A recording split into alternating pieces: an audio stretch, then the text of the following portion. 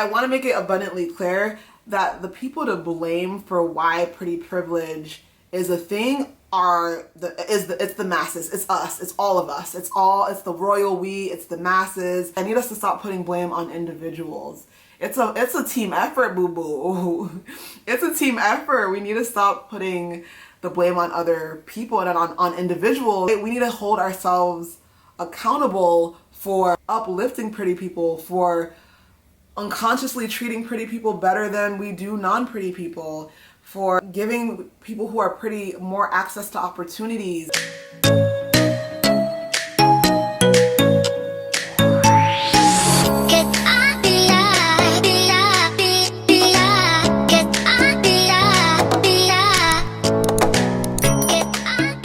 Hey y'all, welcome back to my channel. It's another beautiful day to exist on the internet. If this is your first time seeing my face on your screen, hey, welcome. My name is Marilyn and this is my channel, Mar Me's World. I create content about love, travel, and life. So if you're interested in that, please do not forget to subscribe. Do it right now, matter of fact, because I already guarantee you're gonna love the content. You're gonna love this video, you're gonna love me. You probably already love me, because you're feeling all the good vibes and the good energy. So just subscribe right now. There's a lot of content coming your way and it helps my channel a lot when you subscribe, share, comment, or like. So please do a few of those things and I really appreciate it. In this video, I'm actually gonna be talking about pretty privilege. I watched this video from, I don't know if you guys watch Abba and Preach, but I love them. They're so great. I will link the video I'm talking about in the description box.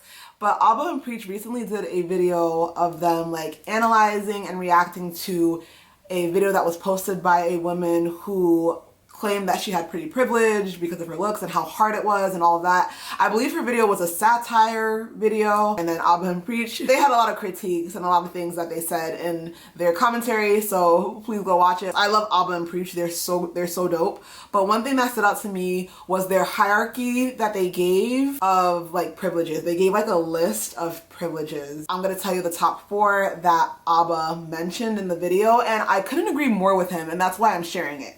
So the first privilege, he said, if you have this privilege, like you're set for life, like you're good, was financial privilege. Financial freedom. Living in a westernized culture usually means you have that financial freedom. Like I would say the fact that I'm over here like recording on a camera in my cute little bedroom means I have some level of financial privilege and financial freedom. The second one he said was pretty privilege.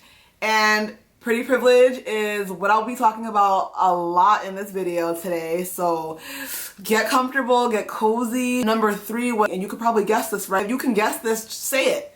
What's the third one? Yes, you guessed it. Great job. The third one is, I sound like a Nickelodeon like child show, like, go Dora, yay! The third one is being able-bodied. So able-bodied privilege, being able to have all your limbs, everything, all your phalanges, like 2 feet, 2 legs, 2 arms, like all of that. Being able-bodied is truly a privilege. The fourth one, I don't know if you can guess this one, but he said the fourth one would be white privilege, and he's absolutely right. Would you rather be white or disabled? Right? So like that's how you rank them. Like if you say you'd rather be able-bodied, then guess what? Being able-bodied is gonna come before white privilege, all right? Hopefully that makes sense.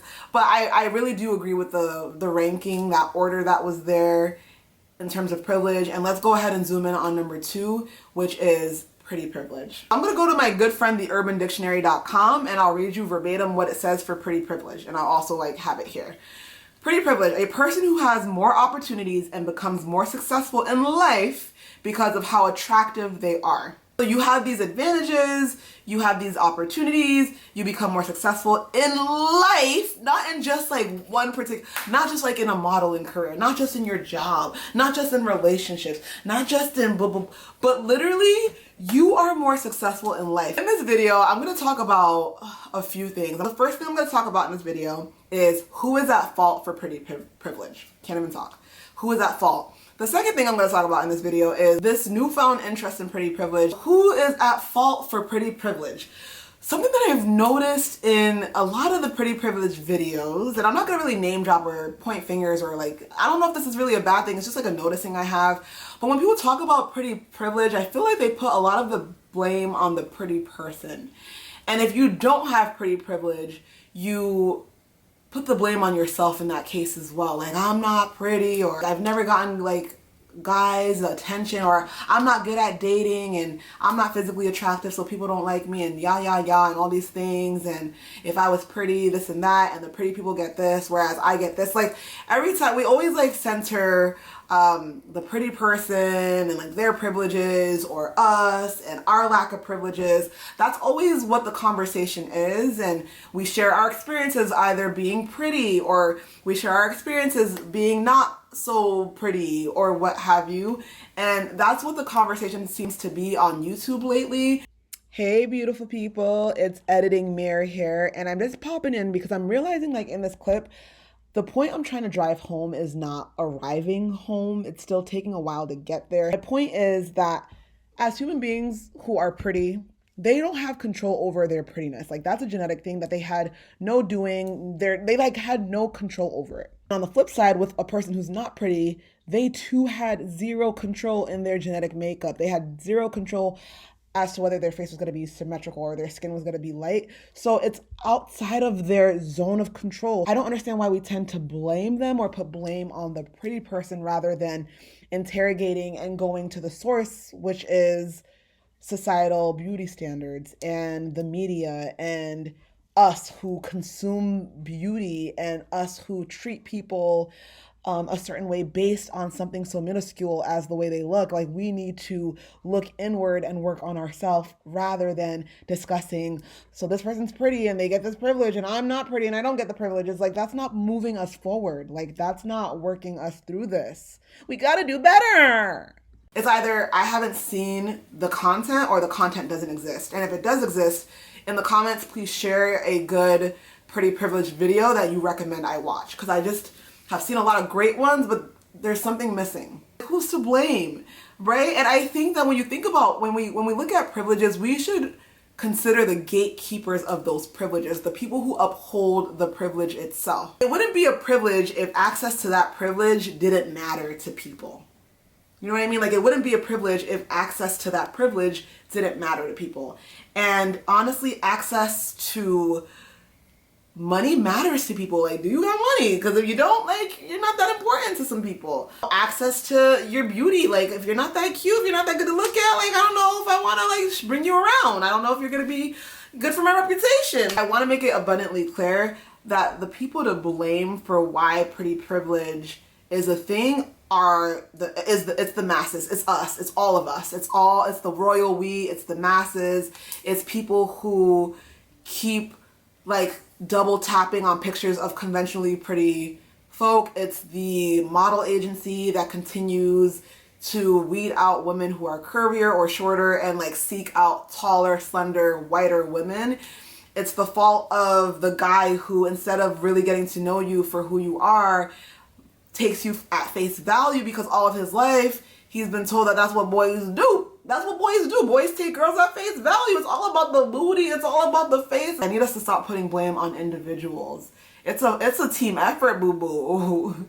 It's a team effort. We need to stop putting the blame on other people and on individuals, and instead it's time we hold ourselves accountable, right? We need to hold ourselves accountable for uplifting pretty people, for unconsciously treating pretty people better than we do non-pretty people, for giving people who are pretty more access to opportunities. I think the question that people always ask themselves is like, okay, what is pretty privilege and do I have it? Growing up, and like, I think about high school, to be quite honest with you, I never really cared about dating like that. Like, I had crushes and all that, but if presented with the opportunity to date someone, I was always quick to fall back because ill germs and ill like commitment and having to deal with a man who might two-time me. I hold boys and men to like a higher standard and to high expectations, and unfortunately the pickings in terms of quality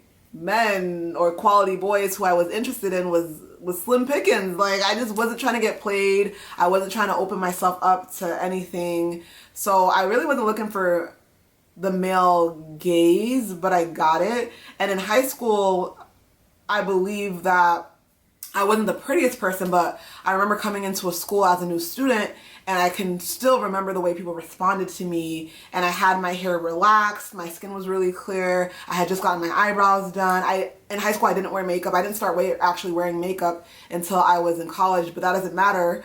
So I don't know why I brought that up, but either way, like, I remember sitting on a class, like coming into class and sitting there, and the popular girls kind of turned around and were like interested in me and interested in inquiring information and interested in, like, you know, engaging with me, and would compliment me like, you have really nice eyebrows, oh, you have beautiful hair, where are you from, like, what are you Cape Verdean, like, you're really pretty, like, you're really pretty. I was called pretty, and I also got male attention. But the thing about me that was interesting was, although I was aesthetically, like, pleasing, and I had my hair relaxed, and I fit this, like, look that guys were going for, like, curvy up top, curvy on the bottom, pretty face.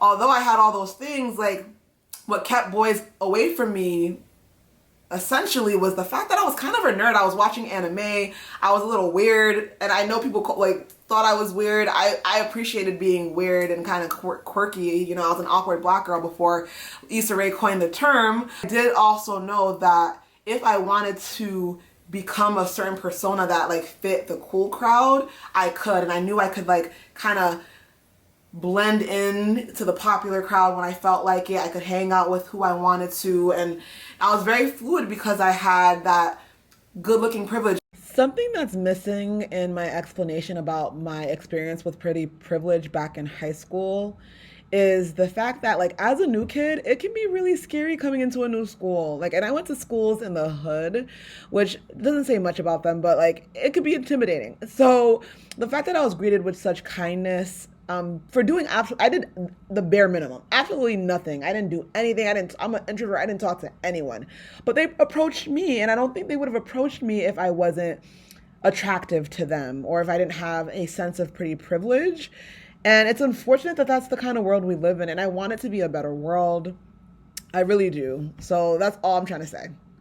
Although I don't think I'm, like, the most beautiful thing on the earth. Like, I love myself and I think I'm gorgeous, but again, like, being dark-skinned and being a black woman are stacked against me. Being a black woman kind of decreases my conventionally attractive credibility. So I, side by side with a white woman of the same level of attractiveness, she'd probably win. Like, she'd be seen as prettier because she's white. I know pretty privilege exists, and I'm just sharing my experiences with it. There was a woman who talked about her, like, vulnerable experience being dark-skinned, on the heavier side. You know, she wears glasses and she's not conventionally attractive. She has bigger, like, features in terms of her nose and mouth and things like that. And she was sharing her experience on YouTube. Her entire video, in terms of pretty privilege, really leaned on the male gaze. Like, it was really dependent on the male gaze and the lack of opportunities to date and the lack of interest for men. But I honestly think, like, that is one part of it. I don't think that that's the most important part. I think the access to opportunities, the access to a successful life, that's huge to me. Like, pretty privilege allows you to be perceived as nicer. Like, people think you're kinder. If you're attractive and more pleasant to look at, people think you're nicer. People think that you're more capable. People think that you're smarter. You know, there's all these things that people think about you just by looking at you and seeing your face and thinking whether you're pretty or not pretty.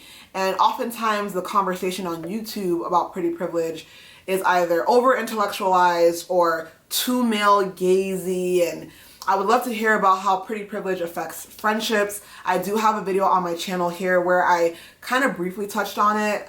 If you want to watch it, it's there. It didn't really do super well, but it's there. And then I had another video that I posted way back in 2019 about how I'm technically considered ugly on YouTube. And again, I know I'm beautiful. I think we're all gorgeous. I love myself. This is no shade to me, but I'm also very much aware of the conventions of beauty and the standards of beauty as they are seen here in the Western world. And I'm American, so let's keep it 100. Let's keep it a buck. I wish more pretty privilege videos talked about more of the nuances and more of the effects of pretty privilege, whether you have it or you don't, and what comes with it, versus how sometimes we talk about, like, not being noticed by men, being invisible. Yeah, like, yeah, just how hard it is, like men. It really is, like even the satire video about her being pretty, she talked about men the whole time. Like she was talking about guys the whole time. And I'm sorry, like life is more than just like men, you know? So yeah, I just hope that this video wasn't too rambly. I just wanted to share my thoughts. So it's editing Mare back again because I'm going to ask you all to drop something in the comment section below, and I actually realized that the question I asked had very little substance and wasn't really a strong question. So the question I really want you all to answer in addition to that question is, in what ways can you actively stop perpetuating pretty privilege? Like in what ways can you stop buying into pretty privilege, and in what ways can you consciously unlearn and deprogram your mind and reprogram your mind to treat people with dignity and respect and love regardless of how they look? So how are you going to do that? Let me know. What I want you all to do in the comment section below is to do a self-check. Do you have pretty privilege? Yes or no? And how has the lack of pretty privilege or having pretty privilege affected your life in terms of success? And what do you think your trajectory, what would your trajectory be if you were prettier? Like let's say you're not pretty and you were to be prettier, like how do you think that would have changed your life trajectory? And on the flip side, if you are already a pretty privileged recipient, if you're already a pretty privileged recipient, how would it feel, or how do you think your trajectory would have changed if you were not so pretty? Pretty privilege is real, and I don't think anyone denies that. I just think the approach right now has been very male gazy, and I just don't want to do it anymore. All right, y'all. Well, thank you so much for watching this video, and I will see you in the next one. Bye, y'all.